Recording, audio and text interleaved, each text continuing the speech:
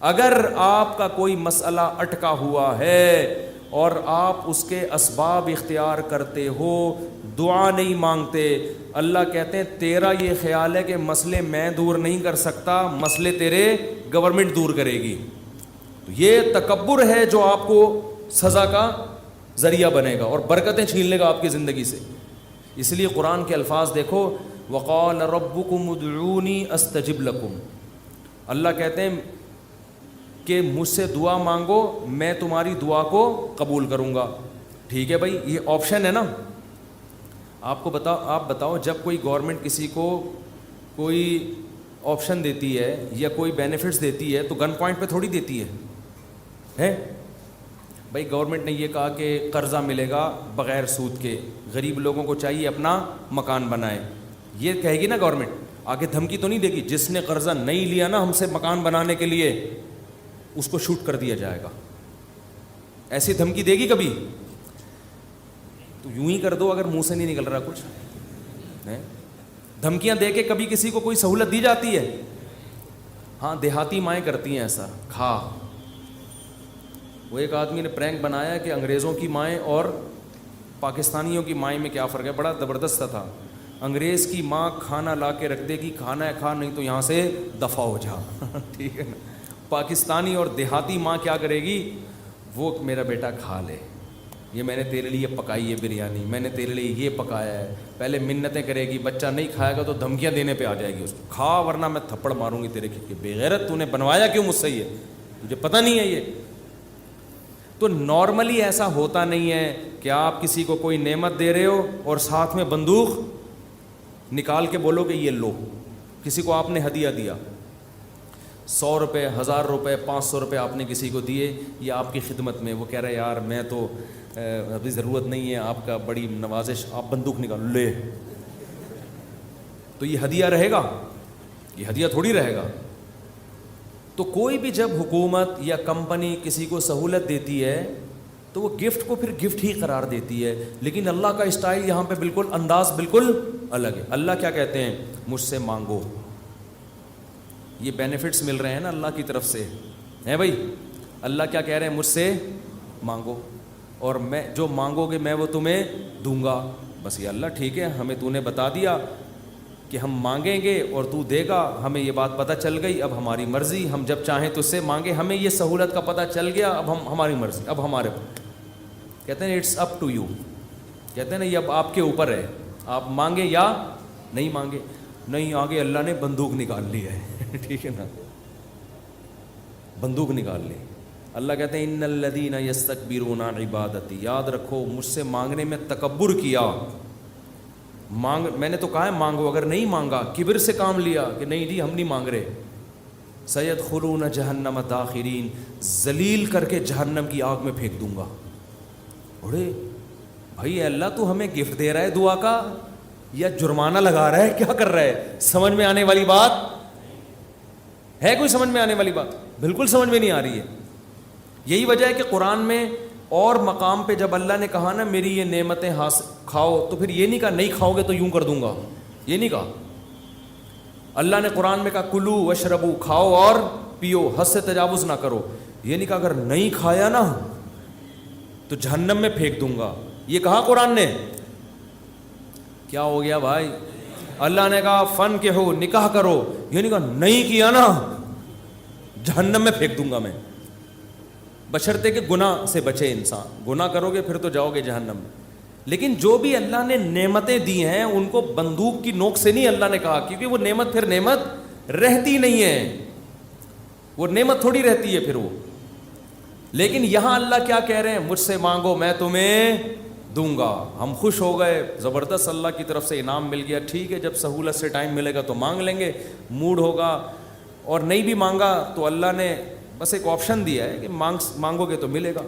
لیکن اللہ نے کیا کیا، انداز دیکھو، کہا کہ اگر نہیں مانگا تو جہنم میں ذلیل کر کے داخل کر دوں گا۔ سوال پیدا ہوتا ہے اللہ یہ تو گفٹ دے رہا ہے یا ہمیں ڈرا رہا ہے، آزمائش میں ڈال رہا ہے؟ اللہ کہتے ہیں گفٹ بھی دے رہا ہوں لیکن یہ بہت بڑی آزمائش بھی ہے، کیونکہ اگر کوئی بہت بڑا سیٹ آپ کو ایک خالی چیک دے اور کہے اس پہ پیسے لکھو اور سائن کر دو، اور آپ اس چیک کو اٹھا کے اس کے سامنے ڈسٹ بن میں ڈال دو، اس کا مطلب آپ کا یہ نہیں ہے کہ آپ کو پیسوں کی ضرورت نہیں ہے، آپ کا سیٹھ کے بارے میں خیال ہے کہ اس نے جھوٹا چیک دیا ہے، یہ جھوٹ بول رہا ہے، ورنہ کبھی آپ اس کو ڈسٹ بن میں اٹھا کے نہیں پھینکتے۔ بہت مشکل ہے بات سمجھانا، بہت مشکل۔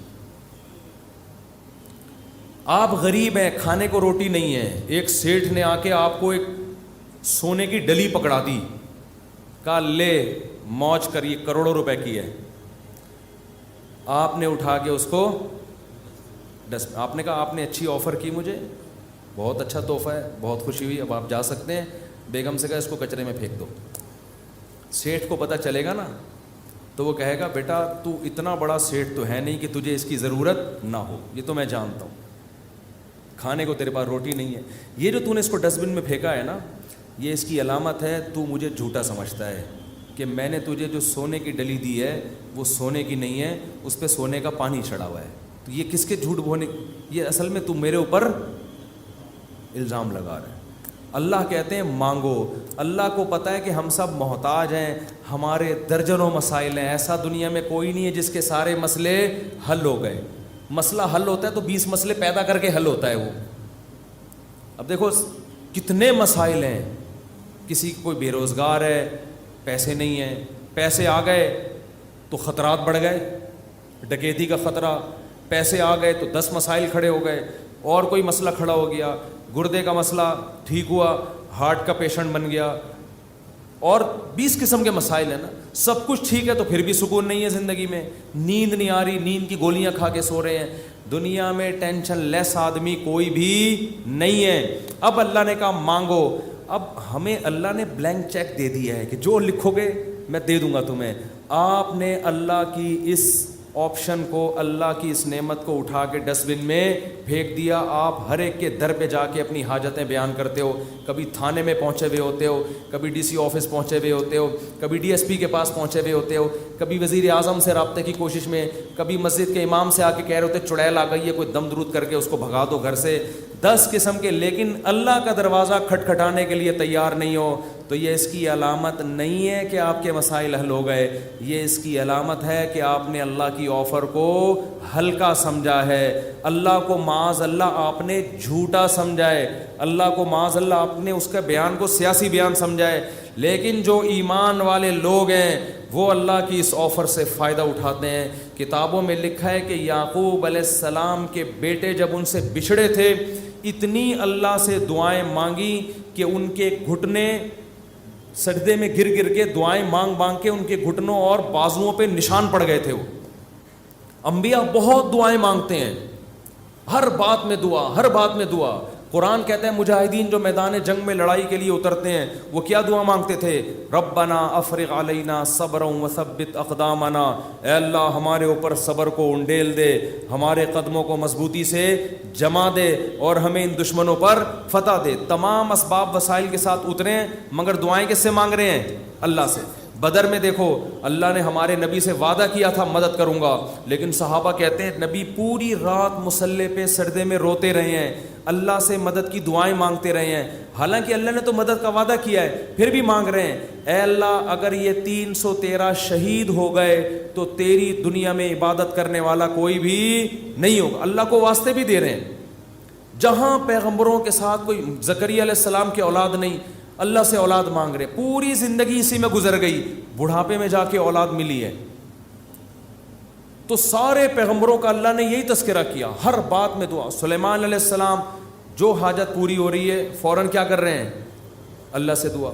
ایوب علیہ السلام پریشانیوں میں، زندگی ٹینشنوں میں، بیماریوں میں، قرآن کہتا ہے اللہ سے ہاتھ اٹھا کے دعائیں مانگتے تھے، انی مسنی الضر، اے اللہ بہت پریشانی میں ہوں، انت ارحم الراحمین، تو سب سے زیادہ رحم کرنے والا۔ پیغمبروں کو اس سے غرض نہیں ہوتا، اس سے غرض نہیں ہوتی کہ دعا قبول ہو رہی ہے یا نہیں ہو رہی، وہ کہتے ہیں ہم مانگتے رہیں بس، ہمارا کام کیا ہے۔ اور یاد رکھو جب قبول نہ ہو رہی ہو نا پھر مانگنے کا مزہ ہے۔ مزہ کب ہے؟ آپ کے کیسی الٹی الٹی باتیں کرنے کے لیے مصطفیٰ نے بلایا ہوا ہے۔ قبول نہ ہو رہی ہو نا تو پھر ہے مانگنا، تبھی تو یہ اس کی علامت ہے کہ آپ کا اللہ پہ ایمان ہے اور وہی قبول ہوتی ہے. بعض دفعہ آپ اللہ سے جو چیز مانگتے ہیں اللہ وہ نہیں دیتا, اس کا آلٹرنیٹ دے دیتا ہے. ایک صاحب کا فون آیا, مجھے کسی سے عشق ہوا ہے اور میں دعائیں مانگ مانگ کے تھک گیا, پھر بھی نہیں ہو رہی شادی. آج کل تو لڑکوں کے یہی مسائل ہیں, مانگ مانگ کے دعائیں تھک گیا. تو آپ کہتے ہیں دعائیں قبول ہوتی ہیں, میں تو پھر اس پہ اور تڑکا لگا دیتا ہوں. میں کہتا ہوں بہت سے لوگ کہتے ہیں ہم جس کو مانگ رہے ہیں وہ ملی نہیں, چلو نہیں ملی مقدر میں ہوگا, دعا قبول نہیں ہوئی. مفتی صاحب کہہ رہے ہیں دعائیں کیا ہوتی ہیں؟ قبول. لیکن اس کی کہیں اور شادی کی خبر ہمیں مل رہی ہے. تو اللہ اگر دعا قبول نہیں کرتا تو کم از کم ایسا تو نہ کرے نا کہ اس کی کہیں شادی ہو رہی ہے اور ہمیں اطلاع مل رہی ہے. خوشی خوشی لوگ بتا رہے ہیں تمہیں پتہ ہے اس کی شادی ہو گئی. چلو یہاں تک بھی بات سمجھ میں آتی ہے. اس کے بچہ ہوا, ہمیں اطلاع دی جا رہی ہے. ارے تمہیں خوشخبری سنا ہے وسیم بھائی, کوئی وسیم بیٹھے ہو تو معذرت, تمہیں پتہ ہے وہ جو تمہاری کلاس فیلو تھی اس کی ایک جگہ شادی ہو گئی تھی, اس کے ماشاءاللہ آج بیٹا پیدا ہوا ہے. اور انسان تپتا ہے یار ہم نے تو لیلۃ القدر میں دعائیں مانگی تھی ہمیں مل جائے, اور ادھر بھی چلے بھی وہاں گئی اور اس کے بچہ بھی پیدا ہو گیا. اور تباہی اس وقت آتی ہے جب وہ بچہ سمجھدار ہو کے آپ کو ماموں کہنا شروع کر دے. حقیقت بات جب آپ ان کے گھر جائیں ملنے کے لیے اور وہ آپ کی پرانی گرل فرینڈ بچے کو تعارف کروا رہی ہے, تمہارے ماموں لگتے ہیں یہ رشتے میں, حقیقی تو نہیں ہے لیکن رشتے میں کیا لگتے ہیں؟ ماموں. تو آپ کہو گے یار یہ دعائیں قبول ہو رہی ہیں یا کیا ہو رہی ہے؟ تو اس طرح بھی ہوتی ہیں. تو ایسے لوگوں کو میں کہتا ہوں کہ جو یہ مایوس ہوتے ہیں نا, یہ قبول تو نہیں ہو رہی. او بھائی تو دنیا میں ایک ہی عورت پیدا ہوئی ہے کیا؟ اللہ کے علم میں یہ بات تھی کہ وہ تیرے لیے نقصان دہ تھی, ہر چیز تمہارے لیے نہیں ہے. قرآن کیا کہتے ہیں؟ آسان تکرہوا شیئا, بہت سی چیزوں کو تم پسند نہیں کرتے لیکن اللہ نے اس میں خیر رکھی ہوتی ہے. بہت سی چیزوں کو تم پسند کرتے ہو, اللہ نے اس میں تمہارے لیے خیر نہیں رکھی ہوتی. واللہ یعلم, اللہ کہتے ہیں مجھے پتہ ہے. وانتم لا تعلمون, تم جاہل ہو, تم نہیں جانتے. اللہ سے آگے نکلنے کی کوشش مت کرو. سورہ کہف میں واقعہ نہیں ہے کیا کہ حضرت خضر علیہ السلام نے ایک نوجوان بچے کو قتل کر دیا تھا. موسیٰ علیہ السلام نے پوچھا کیوں مارا, ان میں ماں باپ کا کیا قصور تھا؟ فرمایا یہ بچہ بڑا ہو کر ماں باپ کا باغی بنتا, اس لیے اللہ نے اٹھا لیا اس کو. اور نیک والدین تھے, اللہ ان کو دوسری اولاد دے گا. اب وہ والدین تو رو رہے ہوں گے ہائے ہمارا بچہ اللہ نے چھین لیا ہم سے. بھئی اللہ کے علم میں یہ بات ہے کہ اس کے کا نعم البدل اللہ تمہیں عطا کرے گا, اور وہ ایسا ہوگا جو تمہاری خدمت کرے گا. تو ہمیں نہیں پتا, کچھوں کے اولاد نہیں ہوتی, وہ پریشان ہے, ہو کیوں نہیں رہی, اسی میں خیر ہے. کیا بھروسہ کوئی اولاد ہو اور وہ آپ ہی کا سر بجانا شروع کر دے. وہ آپ جو جیسا چل رہا ہے اللہ سے اچھی امید رکھو, اے اللہ میرے ساتھ یہی ٹھیک, سر پہ بال اگائیں ٹھیک ہیں, نہیں یوں بولا کرو مجھ پہ ٹنڈ سوٹ کرتی ہے اس لیے اللہ مجھے بال نہیں دے رہا. بہت سے لوگوں کا یہ مسئلہ ہے بال ہی نہیں اگ رہے, مالشیں کر کر کے, زیتون کی مالشیں, یہ آملہ کھا لیا انہوں نے, لگانے کے بجائے نا کھانا شروع کر دیا انہوں نے, نہیں اگ رہے ہیں. ایسے لوگ ایسے گنجے دنیا میں موجود ہیں. مجھ سے آگے پوچھ رہے ہوتے ہیں آپ نے کیا کیا ہے جو آپ کے بال اگائے؟ تو بھائی ہر ایک کے نہیں اگیں گے, یہ آزمائش ہے اللہ کی طرف سے. تو اسی میں صبر کرو یار, مر کے کیا ہو جائیں گے, ختم. اسی میں اس پہ روٹیاں پکاؤ. جب ایک بڑا سر ہو نا اور بڑی خوبصورت سی ٹنڈ ہو تو میرا تو دل کرتا ہے اس کو دھوپ میں گرم کر کے اس پہ چپاتیاں مزہ آتا ہے. سر بھی بڑا ہو اور تمیز سے بنا ہوا تو ایک دم ایک ایسا فیل سا ہوتا ہے. خیر یہ تو مزہ, اس پہ ایڈریس لکھ لو, کبھی گم نہیں ہو گیا آپ. تو اگر اللہ نے ٹنڈ دیے, بہت سے کام اس ٹنڈ سے لیے جا سکتے, ایڈریس لکھ دو اس پہ, تو اس کا فائدہ یہ ہوگا کہ کبھی بھی گم نہیں ہوگے. خیر یہ تو میں مذاق کر رہا ہوں, لیکن اللہ نے جو آزمائش مقدر کی ہے کیا کرو بھائی, صبر. خواتین پریشان ہوتی ہیں, بچے مر جاتے ہیں بعض دفعہ بچپن میں. نبی نے کیا فرمایا, جس عورت کا بچپن میں بچہ مر گیا اور اس نے صبر کیا, میں اس کے لیے جنت کی ضمانت لیتا ہوں. بے صبرے لوگ اللہ کو پسند نہیں ہیں. ہم نے اپنے بچپن میں ایسی عورتیں بھی دیکھی ہیں, جوان بیٹا مر گیا, آنسو نکل رہے ہیں ان کے, میں نے خود اپنی آنکھوں سے دیکھا, آنسو نکل رہے ہیں ماں کے, لیکن اللہ سے کہہ رہی ہے اے اللہ یہ آنسو میرے اختیار میں نہیں ہے اس لیے رو رہی ہوں, کہیں تو مجھے بے صبرے لوگوں میں شامل نہ کر لینا. میں نے ایسی عورتیں دیکھی ہیں بچپن میں, جوان بیٹا مرا ہوا ہے اور ماں رو کے کیا کہہ رہی ہے, اللہ یہ میرے اختیار میں نہیں ہے اس لیے رو رہی ہوں. دیکھو ایسی عورتیں ہوا کرتی تھیں. اب تو چیخنا, چلانا, واویلا کرنا, شور شرابہ, گھروں میں چیزیں اٹھا کے پھینکنا, اس کو سمجھتے ہیں بڑا نیک آدمی ہے یہ. تو صبر کرنے والے پسند ہیں. مانگتے رہو مانگتے رہو مانگتے رہو, اس چکر میں مت پڑو کہ کون سی قبول ہو رہی ہے کون سی نہیں ہو رہی. ہر چیز اللہ سے مانگے. نبی نے فرمایا جوتے کا تسمہ بھی ٹوٹ جائے تو کس سے مانگو, اللہ سے. اس کا مفہوم پتہ ہے کیا ہے, مطلب یہ کہ لوگوں سے مت مانگو, لوگوں سے مت مانگو. ہر حاجت کس کے سامنے پیش کرنی ہے, اللہ سے. پھر قبول ہو جائے ٹھیک ہے, نہیں ہے تو زیادہ ٹھیک ہے. اور میں نے تو اپنی زندگی میں دیکھا ہے بھائی کہ انسان حقیقت میں اللہ سے گڑ گڑا کے مانگتا ہے نا, دعا قبول ہوتے ہوئے نظر آتی ہے اس کو. دیکھو دعا کی حیثیت کیا ہے کہ آپ نے اللہ کے دفتر میں اپنی فائل جمع کرا دی, تسلی ہو گئی, آپ کا کام اب ہو جائے گا, اب آپ ٹینشن نہ لیں. لوگ کہتے ہیں نا گورنمنٹ کے ادارے میں بھائی ہم نے فائل جمع کرا دی ہے, اب ہمارے بس میں جو تھا وہ ہو گیا, اب یہ پروسیس سے گزرے گی, جو بھی آپ کا پلاٹ آپ کے نام ہونا ہے, گاڑی آپ کے نام ہونی ہے, گھر پہ آپ کو میسج آ جائے گا. اب تمیز سے بیٹھ جاؤ, بار بار جا کے وہاں پوچھتے نہیں رہو فون کر کے سر میرا کام ہو گیا, سر میرا کام ہو گیا. بھائی فائل, پیشنٹ آپ ہاسپٹل میں, اچھے ہاسپٹل میں اگر آپ داخل کرا دیتے ہو, آپ کہتے ہو وہ بندہ سیو ہے, اب یہ ڈاکٹروں کے حوالے میں نے کر دیا, اب آپ تسلی سے. تو جب آپ دنیا میں تسلی کر لیتے ہو یار پیشنٹ ڈاکٹروں کے حوالے کر دیا, فائل گورنمنٹ کے دفتر میں جمع کرا دی ہے, تو اللہ کے ہاں دعا مانگ کے بھی مسلمان کو تسلی ہوتی ہے. میں نے اپنا دکھڑا کس کے سامنے رکھ دیا ہے, اللہ کے. اب اس کی مرضی ہے, وہ کرے ٹھیک ہے, نہیں کرے تو بھی ٹھیک. اب میرے لیے جو فیصلہ ہوگا وہ بہتر ہوگا, لیکن اللہ آزماتا ہے. ایک حدیث بیان کر کے بس بیان کو ختم کرتا ہوں. نبی صلی اللہ علیہ وسلم نے ارشاد فرمایا کہ اللہ بندے کی دعا اس وقت تک قبول کرتے رہتے ہیں جب تک وہ دعائیں کر کر کے تھک کے یہ نہیں کہتا کہ میں دعا مانگتا ہوں مگر قبول نہیں ہوتی. عجیب حدیث ہے. دیکھو بندہ یہ کیوں کہہ رہا ہے کہ میں دعا مانگ رہا ہوں قبول نہیں ہو رہی, اس لیے کہ اسے لگ رہا ہے نا کہ جو مانگ رہا ہوں وہ مل نہیں رہا, تبھی تو کہہ رہا ہے. لیکن نبی کہتے ہیں جب تک یہ الفاظ نہیں کہتے نا, اس سے پہلے ساری قبول ہو رہی تھی, ساری قبول ہو رہی تھی. جب یہ کہا تو اب اللہ قبول کرنا بند. تو اس سے صاف پتہ چل گیا کہ آپ کو جو لگتا ہے نا کہ قبول نہیں ہو رہی, وہ بھی حقیقت میں ہو رہی ہیں, وہ ہو رہی ہیں قبول. آپ یہ ہم بیوقوف ہیں جو ہم سمجھ رہے ہیں کہ نہیں ہو رہی. کس طرح سے ہو رہی ہیں یہ کس پہ چھوڑ دو, اللہ پہ. تو اپنے گھروں میں دعاؤں کا معمول بنائیں. اگر اس رمضان میں ہم صرف دعا کرنا ہی سیکھ لیں تو میں سمجھتا ہوں کہ یہ رمضان ہمیں بہت کچھ دے کر جا رہا ہے. اور حضرت حکیم الامہ فرمایا کرتے تھے جن کو گناہوں کی عادت نہیں چھوٹ رہی نا, تو وہ بھی اللہ سے دعاؤں میں مانگ لیا کریں کہ اللہ مجھے یہ عادت چھڑوا دے. تعلق ختم نہ کریں اللہ سے, لنک ختم نہ. اللہ کو وہ لوگ پسند نہیں ہیں جو اللہ سے تعلق ختم کر دیں. لنگڑا لولا تعلق ہو, گناہوں کے بعد توبہ والا تعلق رکھو, لیکن رکھو, تعلق ختم نہیں ہونا چاہیے.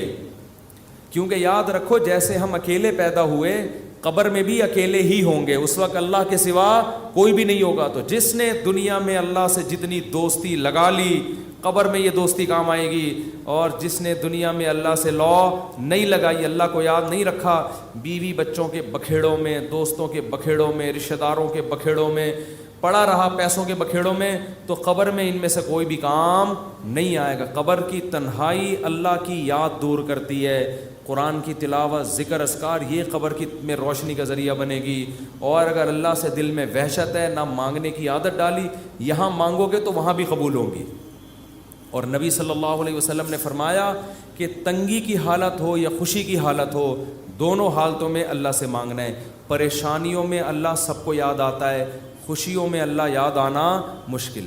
جب پریشانی ہوتی ہے نا, بھی تو ہندو بھی اللہ سے دعائیں مانگ رہے ہیں. کرونا پھیلا ہوا ہے, وہ بھی آ کے مسلمانوں سے کہہ رہے ہیں اللہ سے مانگو بھائی. ہماری دادی اللہ مغفرت فرمائے بتایا کرتی تھی, اور بھی میں نے یہاں ایک بزرگ تھے ان سے بھی سنا کہ جب ہندوستان میں قحط پڑتا تھا تو ہندو مسلمانوں سے آ کے کہتے تھے اللہ سے دعا مانگو یہ قحط دور ہو جائے. تو جب سخت مصیبت آتی ہے, میں نے ایک دفعہ جہاز میں سفر کر رہا تھا تو کراچی سے ہم پتہ نہیں اسلام آباد یا لاہور, تو کیا ہوا ہے جہاز میں اکثر لبرل قسم کے لوگ بیٹھے ہوتے ہیں, اکثر, زیادہ تر نہیں, اکثر جو اللہ کو ذرا کم ہی یاد کرتے ہیں, ذرا ماڈرن قسم کے لوگ ہوتے ہیں نا جہاز میں, پیسہ ہوتا ہے تو ورنہ وہ ٹرین سے, نیک آدمی ہوتا تو ٹرین سے جا رہا ہوتا نا, یا بس سے جا رہا ہوتا بیچارہ, چھت پہ بیٹھ کے جا رہا ہوتا. پیسہ آتا ہے تو دین اکثر چلا جاتا. تو اکثر جہاز میں دیکھا ہے لبرل, ایئرپورٹ پہ ہی اسٹائل پتہ چل جاتا ہے. تو ہم جا رہے ہیں, ہمیں کراچی سے جہاز چلا ہے, راستے میں کہیں موسم خراب, تو ہلکے پھلکے 2-3 جھٹکے آئے جہاز کو. میں نے تو لیپ ٹاپ نکالا, وصیت کو اپڈیٹ کر دیا نا. ٹھیک ہے, تو میرے پاس ہر وقت وصیت نامہ رہتا ہے کہ کوئی بھی ایسی بات ہے وہی لکھ دیں. اپڈیٹ کیا یا کرنے کا ارادہ کیا, ابھی پوری بات مجھے یاد نہیں ہے, لیکن میں اکثر ایسا کر دیتا ہوں کہ جب کوئی ایسا خطرہ ہوتا ہے فون پہ بتا دیتا ہوں. جہاز میں تو فون کر نہیں سکتے. ایک دفعہ ہم مکہ سے مدینہ جا رہے تھے, عربی ڈرائیور تھا, اس نے جو بھگائی ہے گاڑی, ٹیکسی لی تھی کرائے پر, تو میں نے گھر باقاعدہ فون کر کے 2-3 وصیت نامے اسی وقت لکھوائے. میں نے کہا مجھے یقین نہیں ہے کہ میں مدینہ پہنچ پاؤں گا. اس نے نمبر پلیٹ پہ کالا کپڑا لگا دیا تاکہ کیمرے میں, اور وہ جو بھگائی ہے اس نے, اور وہ جو راستے میں روکنے کے لیے آ رہی ہوتی ہیں ان کو بھی اڑاتا ہوا نکل گیا. وہ جب نمبر ہی ٹریس نہیں ہو رہا اس کا, تو ایسے بھی ہوتا ہے بعض دفعہ. تو جہاز میں پہلا جھٹکا آیا, کوئی بھی اللہ کو یاد نہیں کر رہا. ارے ایئر ہوسٹس نے بتایا کوئی نارمل تھوڑا سا سیٹ بیلٹ باندھ لیں, وہ جو ٹھش پش اس نے کرنی تھی کر دی. 2-3 دفعہ ٹھش پش کر کے وہ نکل گئی. آگے گئے ہیں تھوڑا اور, پھر اور, پھر اور, او بھائی پھر جو جہاز نے ہچکولے کھانا شروع کیے ہیں, اب طبیعتیں خراب ہونا, وہ جو اوپر سے چیزیں گرنا شروع ہو گئی نا. مجھے جنید جمشید یاد آیا. میں نے کہا اللہ بچا لے تو زیادہ خوشی ہوگی, بچ جائیں تو باقی تیرے ہاتھ میں. مانگنی تو اللہ سے عافیت چاہیے نا, اللہ زندگی دے دے, ہم تو محتاج ہیں نا. اللہ کے سامنے فنٹر گیری چھینی, اللہ تیری مرضی, مارنا ہے مار دے, میں موت سے تھوڑی ڈرتا ہوں. یہ بھی بعض لوگ کر رہے ہوتے ہیں, میں موت سے ڈرتا ورتا نہیں ہوں. یہ نہیں اللہ کو پسند ہے. اللہ پیسہ دینا ہے دے, نہیں دینا نہیں دے. ہمارے نبی کے گھر میں 40 دن چولہا نہیں جلتا تھا, میرے گھر میں اگر 80 دن نہ جلے تو کیا ہو گیا. اللہ کو تو محتاج ہی پسند ہے بھائی, گڑ گڑاؤ, مانگو اس سے. تو میں نے بھی دعا مانگی, اللہ اس مصیبت سے ہمیں نجات دے دے. لیکن ویسے ایک آپ کو بات بتاؤں, جہاز کی موت ہوتی بہت آسان ہے, اس میں زیادہ ٹینشن لینے کی ضرورت نہیں ہے. کیونکہ ٹرین سے آدمی ٹکراتا ہے نا, پتہ نہیں کون سی کدھر سے جا کے کٹے, کون سا سر پچ کے, بس میں جائے ٹانگ پھنس گئی کھڑکی میں, بہت بھیانک موت ہے. جہاز میں ایسی موت ہوتی, میں نے تو جہازوں کے انجینئروں سے بھی دوستی ہے, پائلٹوں سے بھی, وہ کہتے ہیں جہاز میں آپ بیٹھے ہوئے ہیں, فوراً پہنچ گئے دوسرے جہان میں. وہ جو تھوڑی میں تھوڑا ہل رہا ہے اس کا تو خطرہ ہوتا ہے کہ یہ ہو کیا رہا ہے ہمارے ساتھ, لیکن جب ٹکراتا ہے نا, اللہ نہ کرے, تو یا جیسے ہی اس کی اسپیڈ کم ہوئی یا کسی سے ٹکرایا تو ہماری کھوپڑی ہمارے تن سے فوراً سے پہلے جیسے سر قلم کر دیا کسی کا, تو ایک دم مر جاتا ہے. اس لیے زیادہ ٹینشن نہ لیا کریں. تو اب وہ جب ہلنا شروع ہوا تو شروع میں تو لوگ انجوائے کر رہے ہیں بھائی, کوئی اخبار پڑھ رہا ہے, کوئی کیا کر رہا ہے, کوئی ویڈیو گیم کھیل رہا ہے, کوئی فلم دیکھ رہا ہے, جو بھی موبائل پہ لگے ہوئے ہیں. جب زیادہ ہلنا شروع ہوا ہے نا تو اللہ اللہ کی آوازیں آنا شروع. میں نے کہا اب دیکھو یہ انسان کتنا نالائق. اللہ نے اتنے جھٹکے دیے, اب بول اللہ نہیں, ابھی تک نہیں. اخبار, پب جی, یہ سب چیزیں چل رہی ہیں. وہ جب چیزیں گرنا, وہ ایئر ہوسٹس وہ جو پانی وانی لے کر آتی ہے نا, وہ بھی دھڑام سے ادھر کو نیچے. جب اتنی حالت ہوئی ہے, وہ ایئر ہوسٹس بولی ایکچولی کچھ بھی نہیں, کچھ بھی نہیں, کچھ بھی نہیں. لوگوں کو پتہ ہے کہ ان کو تو یہ سکھا کے بھیجا جاتا ہے کہ کچھ بھی ہو جائے آپ نے بولنا ہے کہ کچھ نہیں ہوا, کیونکہ ان کو تو تنخواہ اس چیز کی مل رہی ہے نا. کیونکہ اب اگر کچھ ہو یا نہ ہو, آپ کے چیخنے سے ہونے والا کچھ بھی نہیں ہے. تو یہ جہاز کے عملے کو سکھایا جاتا ہے کہ چاہے تباہ بھی ہو جائے نا, کچھ بھی ہو جائے, آپ نے یہی بولنا ہے کہ ٹینشن لینے کا نہیں ہے. وہ 50-50 کی طرح بالکل کہ وہ کمنٹری کر رہا ہے سلیم اللہ بہت اچھا کھیل رہا ہے, بہت اچھا کھیل رہا ہے. لوگ کہہ رہے ہیں میں یہ کہاں کھیل رہا ہے ہاکی میں, کہہ رہے ہیں بہت, میں تو یہ بولوں گا یہ بہت اچھا کھیل رہا ہے. جو آڈینس بیٹھے ہوئے تھے تماشائی, انہوں نے کہا ہم جا رہے ہیں, اس نے کہا جہنم میں جاؤ تم لوگ, لیکن یہ بہت اچھا کھیل رہا ہے. پھر پیچھے دکھایا کہ اس کے کسی نے بندوق رکھی ہوئی ہے, یہاں پہ بندوق رکھی ہوئی. تو ایئر ہوسٹس نے تو یہی بولنا ہے کہ نارمل ہے, کچھ بھی نہیں, اس کو ٹریننگ دی جاتی ہے اس کی, کیونکہ اگر لوگ چیخیں گے چلائیں گے تو پہلے ہی جہاز تباہ ہونے کا خطرہ ہے نا, پائلٹ پہ کو ٹینشن دیں گے لے جا کے. تو اب کیا ہے کہ جی وہ جب 2 گھنٹے میں زیادہ ہی ہو گیا, اب چیزیں گرنا شروع ہو گئیں, تو پھر سب کو اللہ یاد آنا شروع, پھر لا الہ الا اللہ, پھر لا الہ, ختم نبوت کا عقیدہ زندہ باد. کوئی بھروسہ نہیں تھا, تحفظ ختم نبوت کے نعرے لگنا شروع ہو جاتے. مجھے بڑی برے تو میں نے کہا دیکھو انسان کتنا کمزور ہے, 2 منٹ لگتے ہیں اس کی ہوا نکلنے میں, فنٹر گیری ختم ہونے میں کتنے 2 منٹ لگتے, ورنہ کیسے 3 پیس سوٹ ٹائی میں ایسا فنٹر بن کے بیٹھا ہے. تھوڑی دیر پہلے کوئی مولوی اس کو آ کے بولتا ہے کبھی اللہ کا نام بھی لے لیا کرے گا, دفعہ یہاں سے, تم لوگ کو اللہ اللہ کے علاوہ کچھ آتا ہی نہیں ہے. گورا دیکھو کہاں پہنچ گیا چاند پہ, چاند سے بس تھوڑا سا نیچے سے وہ چھلانگے لگا رہا ہے, ٹھیک ہے نا. اور تم کیا اللہ اللہ صبح تسبیح پڑھا کرو, شام کو لا الہ الا اللہ پڑھا کرو, کیا تم لوگوں نے. تو بھائی جب ایک چپت پڑتی ہے تو اچھوں کو بھی اللہ یاد آتا ہے, تو بہتر ہے کہ خوشی کی حالت میں اللہ کو یاد رکھو. تو بس تو خوشی میں اللہ کو یاد رکھو گے. حدیث میں آتا ہے کہ غم میں اللہ تمہیں یاد رکھے گا. 2-3 کام بتا دوں بس, رمضان کے بعد پابندی سے کرنے ہیں. ایک, ہمیشہ دعاؤں کا معمول, کبھی بھی دعا چھوڑنی نہیں, ٹھیک ہے. دوسرا کام, دل لگے نہ لگے یہ اپنے اختیار میں نہیں ہے. لوگ کہتے ہیں دل نہیں لگ رہا, ابے بھائی تو مانگ لے, اس کی برکتیں آپ دیکھو گے انشاءاللہ. دوسرا کام, تلاوت کا ناغہ نہ ہو بھائی. جتنی خواتین بیان سن رہی ہیں, مرد بھی, روزانہ پابندی کے ساتھ قرآن کھولنا ایک دفعہ. یہ جو ایک دفعہ بند ہوتا ہے پھر رمضان میں جا کے نکلتا ہے, یہ قرآن کے ساتھ بے انصاف. کبھی کبھار جو حافظ ہیں ان کو تو اللہ نے بڑی سہولت دی ہے, 15 منٹ پڑھ لو, آدھا گھنٹہ پڑھ لو, تھوڑا پڑھ لو لیکن پابندی کے ساتھ. کوشش کریں گے کہ نہیں کریں گے گھروں میں بھی. اور تیسرا کام, تسبیحات, اللہ کا نام ہے نا اس میں. دیکھو لا الہ الا اللہ اس وقت نکلا نا جب جہاز ہچکولے کھانے لگا, تو ابھی کوئی بھی ہچکولے نہیں کھا رہا, ابھی نہ کوئی اللہ الحمدللہ کچھ بھی نہیں ہو رہا. تو ابھی لا الہ الا اللہ صبح 100 دفعہ, شام کو 100 دفعہ. تیسرا کلمہ پڑھ لیا, سبحان اللہ والحمد للہ ولا الہ الا اللہ واللہ اکبر. یہ تیسرا کلمہ اللہ کو اتنا محبوب ہے, حدیث میں آتا ہے سورج جن چیزوں پہ طلوع ہوتا ہے, جتنی چیزیں ہیں ان سے زیادہ محبوب اللہ کو یہ کلمہ ہے. تو صبح 100 دفعہ تسبیح ہاتھ میں رکھنے سے فائدہ یہ ہوتا ہے کہ یاد رہتا ہے انسان. آج کل تو بڑی خوبصورت تسبیحات آ رہی ہیں, بڑی ٹیکنیک, ان کو دیکھ کے انسان کا تسبیح پڑھنے کا دل چاہتا ہے. اور اس میں دھوکے بھی ہوتے ہیں. میں نے منگوایا تھا انٹرنیٹ پہ نا, تو ڈبہ آ گیا تھا, اس میں تسبیح نہیں تھی. یہ بھی ہو رہا ہے, خالی ڈبہ. تو انٹرنیٹ پہ بڑے دھوکے ہوتے ہیں. تو 100 دفعہ صبح تیسرا کلمہ, تیسرا نہیں تو چوتھا کلمہ بھی ٹھیک ہے, لا الہ الا اللہ وحدہ لا شریک لہ لہ الملک ولہ الحمد وہو علی کل شیء قدیر.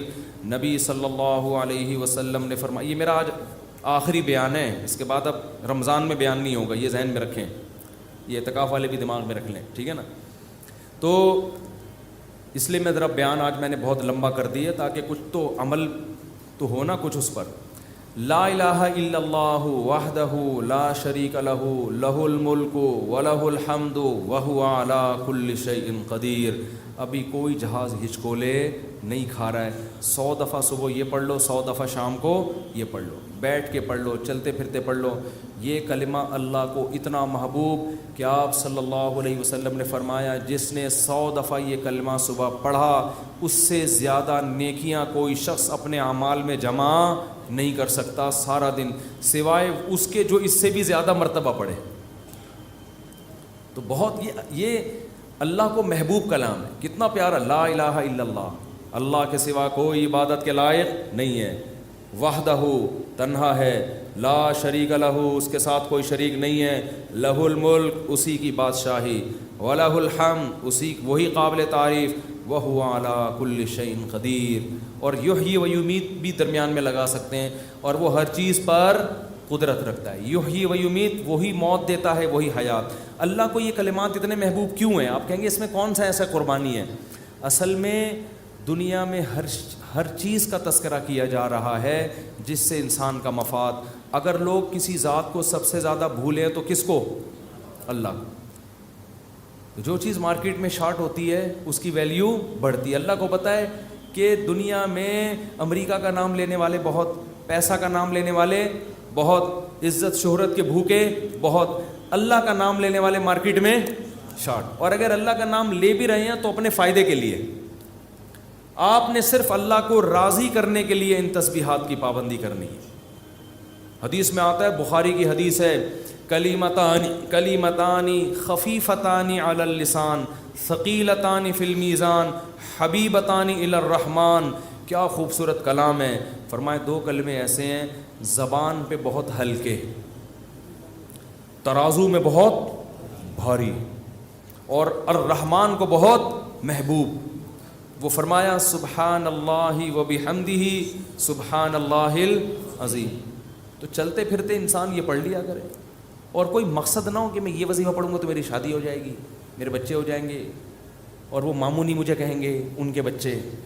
یہ چکروں میں نہ پڑیں. اللہ کو, اللہ کا نام لیں اللہ کو خوش کرنے کے لیے. اللہ کو اللہ کا نام لینے والے لوگ پسند ہیں.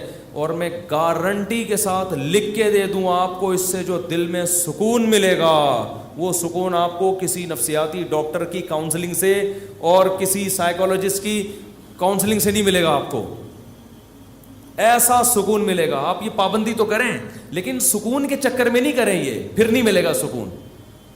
اگر آپ نے ٹرائی کیا نا کہ میں اللہ کا نام لے کے دیکھتا ہوں سکون ملنا ہے کہ نہیں ملنا, پھر نہیں ملے گا. یہ تو ایک ویسے ہی اللہ کی طرف سے سہولت ہے. تو روزانہ خواتین بھی مرد بھی صبح و شام کم سے کم 100 مرتبہ تیسرا یا چوتھا کلمہ صبح اور 100 مرتبہ. یہ میں بہت ہلکا پیکج دے رہا ہوں, اس سے آگے تو پھر یہ تو کم سے کم ہے. تو یہ معمول بنانا ہے. کریں گے کہ نہیں کریں گے؟ تو اور یہ جو اعتکاف والے بیٹھے ہیں نا, یہ ابھی مسجد سے جب شارٹ ہوں گے تو اگلے سال پہچان میں بھی نہیں آ رہا ہوتا کہ یہ کون ہے, کہاں سے آیا, کدھر ہے, حالانکہ قریبی محلے میں رہ رہا ہو. ایسا نماز سے بھاگتے ہیں جیسے ان کو احساس ہو گیا کہ ہم نے جو 10 دن مسجد میں نماز پڑھی تھی وہ صحیح کام نہیں کیا تھا ہم نے, تبھی تو ایسا بھاگا ہے کہ مارکیٹ سے بالکل ہی شارٹ ہو گیا. بعض دفعہ کوئی کام کر کے دیکھتا ہے انسان تو کہتا ہے ٹرائی کیا مزہ نہیں آیا, اب نہیں آنا. ایسا نہ کرو میرے بھائی. آپ کو 10 دن اللہ نے مسجد میں بٹھایا, آپ نے تکبیر اولیٰ سے نماز پڑھی, تراویح پڑھی, تو اب آپ کو اس کم از کم نماز ہی کو کنٹرول کر لو پورے سال. اکثر گناہ گاروں کو توبہ اعتکاف میں نصیب ہوتی ہے, اکثر لوگ میں نے دیکھے. تو آپ اس توبہ پر قائم رہیں, مسجد سے تعلق بولو بھائی برقرار رکھیں, اور قرآن کی روزانہ تلاوت کا معمول ہو, اور ذکر کا معمول, دعا کا معمول. یہ 3 معمول گھروں میں پابندی سے بنانے, مردوں نے بھی اور خواتین کے جو ایام ہوتے ہیں جن میں وہ مینسز سے ہوتی ہیں اس میں صرف تلاوت نہیں کر سکتی, وہ دعا بھی مانگ سکتی ہیں اور تسبیحات. اس تسبیح میں 10 دفعہ درود شریف اور استغفار کا بھی اضافہ کر لیں. جب 100 دفعہ تیسرا کلمہ ہوگا نا اس سے پہلے 10 دفعہ درود شریف اور 10 دفعہ استغفار.